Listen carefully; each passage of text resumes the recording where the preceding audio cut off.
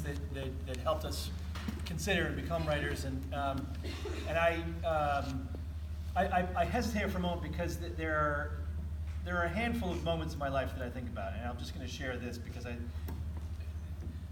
on the one hand, there's some real fortunate moments in my life.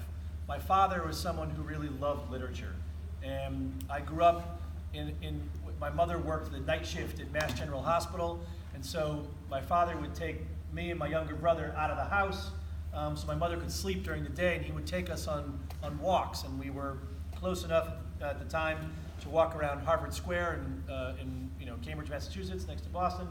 And at the time, you could walk from one independent bookstore to another, one to another, one to another, one to another. We would spend half a day going to one bookstore after another. And actually, often this was on Sundays, and so bookstores, when I was really young, kind of felt like my church. That's an amazing beginning in so many ways.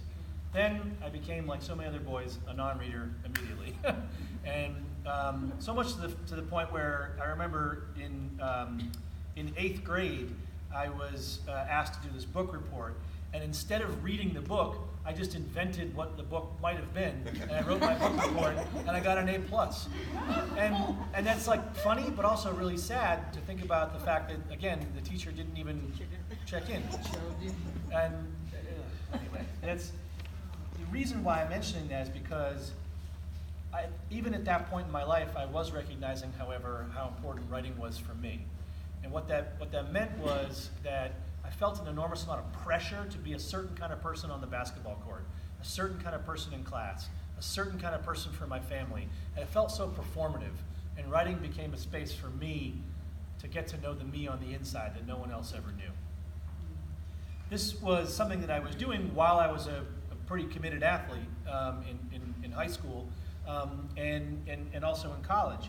And the final piece of the story, I don't know why I'm sharing this a lot more these days. It's really on my mind for a number of reasons. But I was in downtown Manhattan on 9/11. And I was there.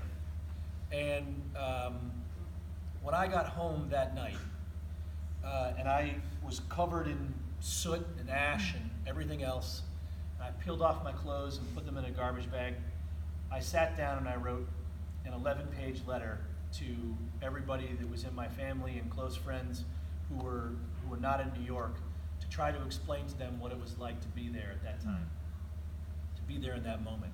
And I realized that this is what I have to do with my life. I need to be writing. It's not just about me processing it, it's me sharing what I'm processing. And it begins with questions all the time. And every single one of my books begins with a question that I'm trying to answer in some way, or at least approximate some kind of answer. And I think that's the fundamental story of kind of how I became a writer, and so I appreciate that. And it's a kind of personal moment right now thinking about that. So sorry for being emotional.